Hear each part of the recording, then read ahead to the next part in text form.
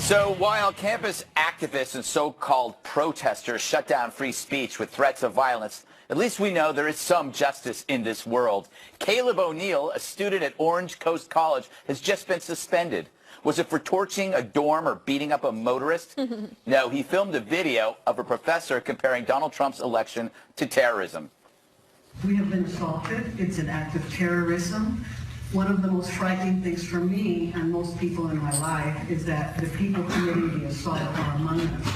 It is not some stranger from some other country coming in and attacking our sense of what it means to be an American and the things that we stand for. And that makes it more painful. Our nation is divided as clearly as it was in Civil War times.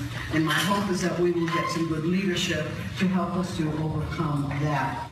For recording that, the student's been removed for 1 semester. He's forced to write an apology as well as an essay that explains his actions.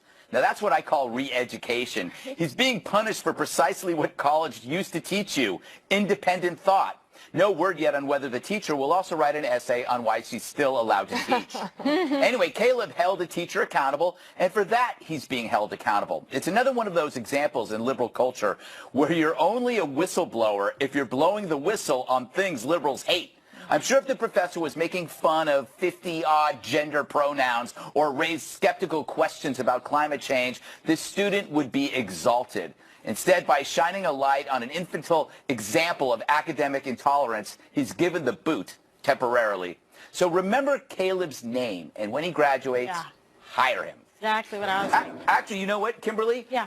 His semester off, you should hire him as an intern. I knew you were going to say that. Yes. Why don't you do it? Caleb, turn academic lemons into lemonade. I know. Well, listen, I think somebody should hire him because he's a courageous person who wasn't afraid to shed the light on what was going on there. And I'll tell you something. If that teacher, you know, was somebody else talking about criticizing safe spaces and any of these other things, oh, you're my hero. This student's a hero. And instead they suspend.